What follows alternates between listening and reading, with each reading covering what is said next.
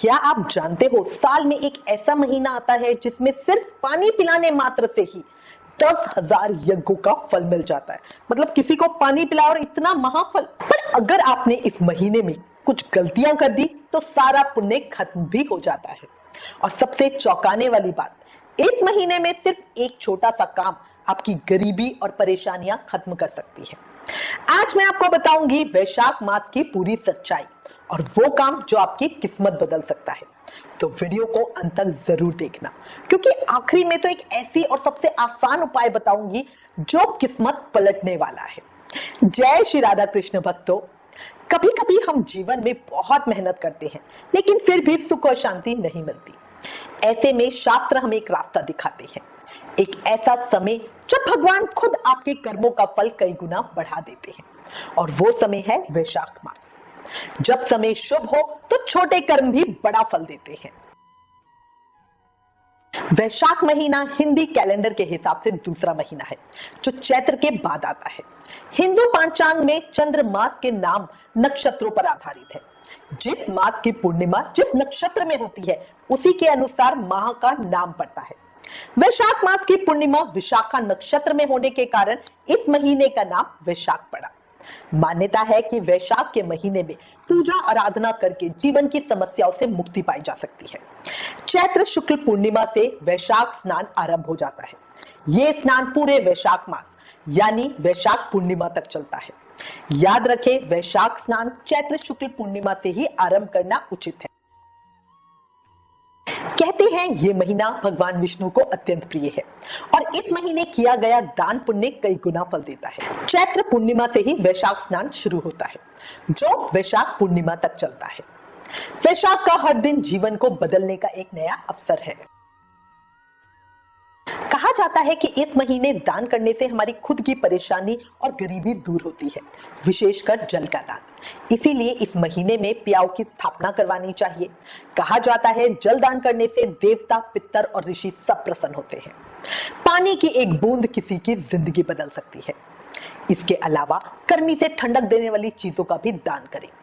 गर्मी के कारण इस महीने में पानी, पंखा, छाता, ठंडे फल, इनका दान करना बहुत फलकारी माना गया है। फलों में आप जैसे जो मौसमी फल है, पपीता हो गया, तरबूज, खरबूजा, ऐसे फलों का दान करें।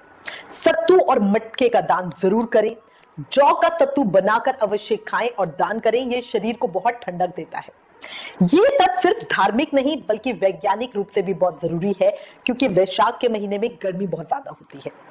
इसीलिए वो चीजें दान करें जो लोगों को ठंडक दे।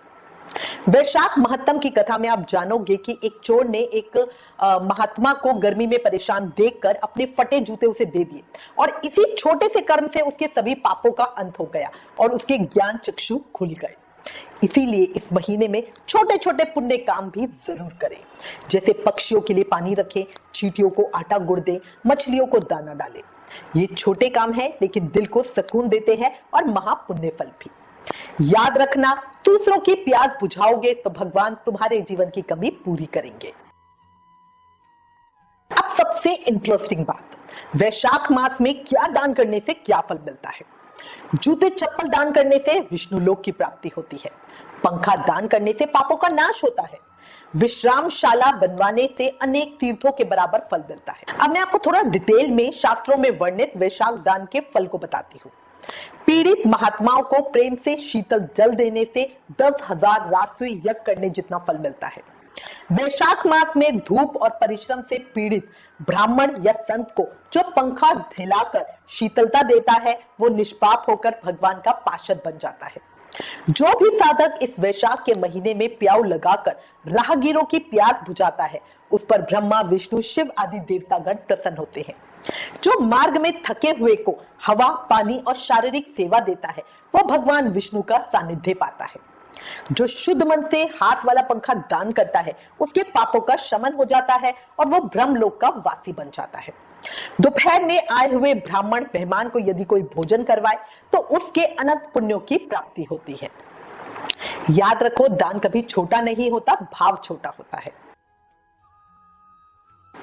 देखो, इस महीने में गर्मी बहुत होती है, इसलिए शरीर और मन दोनों का ध्यान रखें। ज्यादा पानी पिएं, तली भुनी चीजें कम खाएं, सत्तू और फल ज्यादा खाएं और साथ ही दान भी करें। इस पूरे वैशाख मास में व्रत रखकर गौदान करने वाला इस भीम व्रत के प्रभाव से शरीर हरि स्वरूप हो जाता है।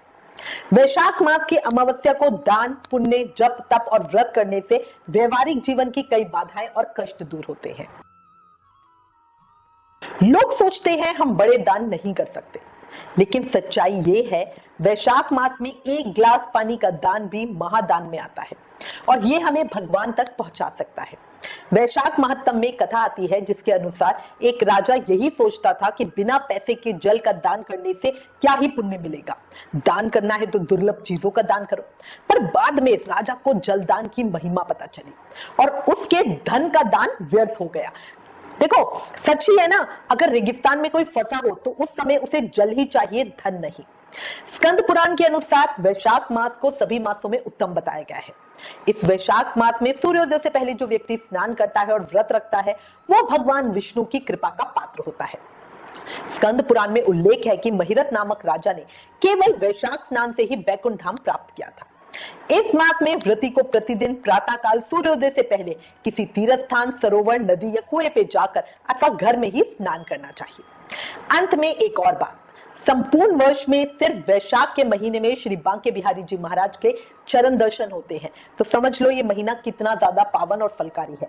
इसी महीने में अक्षय तृतीया आती है, इसी महीने में बुध का प्राकट्य हुआ था, नर नारायण का प्राकट्य हुआ था। ये बहुत बहुत वैभवशाली और बहुत कृपालु महीना है जो भक्तों पर तुरंत कृपा बरसाता है। तो भक्तों, अगर आपके जीवन में परेशानी है, तनाव है या धन की कमी है तो इस वैशाख मास को यूं ही जाने मत देना, इसका ज्यादा से ज्यादा उपयोग करना।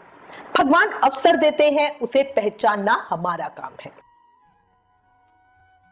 अगर आप कुछ भी नहीं कर सकते तो बस ये करो, अपनी सामर्थ्य के अनुसार जलदान करो, ज्यादा कुछ नहीं तो घर के बाहर एक छोटा सा मटका ही रख दो और भगवान विष्णु की नाम जाप कर लो, पूजा कर लो, यही काफी है। वैशाख मास सिर्फ एक महीना नहीं है, ये एक मौका है अपने जीवन को बदलने का। सही समय पे किया गया पुण्य पूरे जीवन का सुख बन जाता है, याद रखना। अगर आप इस महीने में एक भी अच्छा काम करोगे तो विश्वास मानिए आपको उसका फल जरूर मिलेगा। राधे राधे।